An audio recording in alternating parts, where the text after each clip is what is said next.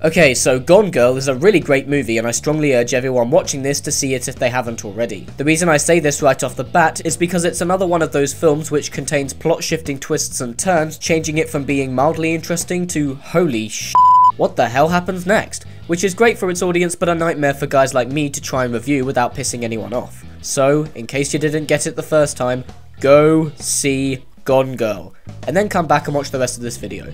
Because I'm about to spoil not the entire thing, just a major narrative twist in the middle act which completely transcends the conventions of ordinary by-the-numbers thriller flicks, and reveals the movie to be a lot better than its premise makes it seem at first glance. All good? Okay. Loosely based on the original novel by Gillian Flynn, Gone Girl stars Ben Affleck as Nick Dunn, who, on his 5th wedding anniversary, comes home to find his wife Amy missing. What transpires thereafter is a series of escalating clues pointing towards Nick being a prime suspect for her murder. The police find what seemed like incriminating evidence throughout their home. He used her credit cards to start a business, increased her life insurance, and seems unemotional when in front of the camera and on the news. To make matters worse, Amy's parents are famous for a series of children's books titled Amazing Amy, which they based on, who else, their daughter. Which means when all of these clues start pointing towards Nick being involved in her being missing, the media latches onto it immediately and starts highlighting him as a villainous, dangerous man who killed his wife. Put this script in the hands of a lesser filmmaker and we probably wouldn't be talking about this so much right now. To get the right impact from its audience, the unfolding of events takes a big dollop of masterful direction, which in this arena of twists and turns, Fincher shines in. He's had years of experience to understand how to execute this type of narrative to film, offering hints and clues as to what's really going on underneath what you think you already know. During the initial setting of the stage, establishing the disappearance and starting things up, we keep cutting in and out of journal entries from Amy's diary which documents hers and Nick's seemingly amazing relationship, but then keep cutting back to the present story in which Nick's reflection on their marriage seems quite the opposite. As this continues, the diary becomes less of a fairy tale and more like a horror story. According to the journal, as they argue more and more, Nick becomes a lot more hostile towards Amy and she becomes afraid of him. Nick doesn't walk around with an evil grin on his face, but his initial despondent reaction to Amy's disappearance does keep you from being absolutely certain that the guy is utterly innocent. If anything, it keeps you trying to get one step ahead of the director and figure out what's going on before he tells you. Gone Girl from the very start up until the centre of the piece does a clever job in not making anything apparently obvious. And so the simple question becomes, who's telling the truth? Is it Nick? Is he really just this honest, nice guy? Or is it Amy? Is she really the lovely woman from the books her parents made her out to be?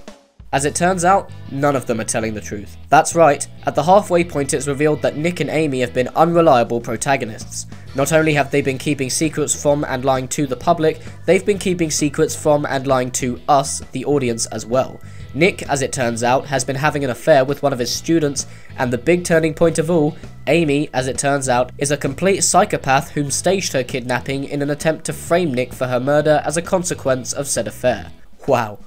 Had that been the sole hook of the movie, I'd actually have been pretty pissed off because, I'm not gonna lie, I kinda saw the whole Amy framed Nick twist coming, on which I'll blame the trailer, but it doesn't so much serve to shock as it does to reveal what this is really all about.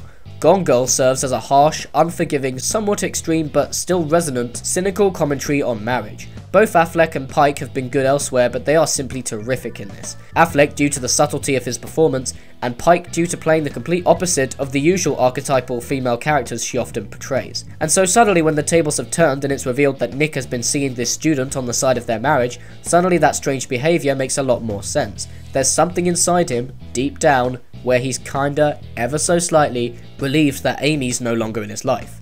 From the twist onwards, Amy reinvents herself, and after a bunch of scenarios, none of which I'll spoil, she goes through an evolution of pure crazy, concluding in one of the best, most shocking, blunt, and disturbing scenes of 2014. Which also happens to be the point where you suddenly realise how great the score is and has been this whole time. I will mention, however, that I'm not getting all the praise for Neil Patrick Harris. He serves his part well and is a good actor, no doubt about it, but it's kind of overshadowed when this woman manages to scare you more than this guy does. On Nick's side, in the second half, we find him teaming up with Tyler Perry, who finally proves he can act, as a defense attorney, as they try to convince the public that Nick is innocent, and this seems particularly relevant in light of recent events, doesn't it? At one point, Nick even says the line, "They hate me, they love me again, they hate me again." In a lot of ways, this seems like the perfect role for Affleck. Unfortunately, getting all the meat and potatoes of what makes the movie so great into one piece requires a lengthy runtime, which can seem bloated and turn some people off. Sure, it's all with a purpose, but a really long movie is a really long movie. There are also a few leaps in logic which, if we were playing this out in the real world, would stop the movie dead, but it thankfully doesn't all hinge on that realism.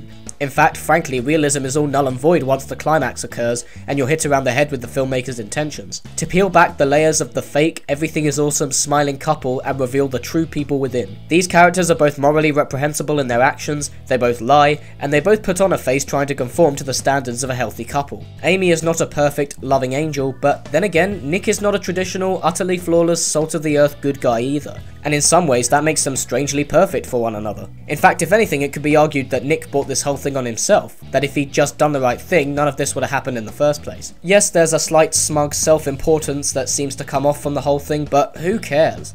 Gone Girl is a blunt and cold approach to what marriage and relationships can be like, but these themes throughout remain so thought-provoking, resonant, and even at times creepy that I'm willing to call it one of the best of 2014.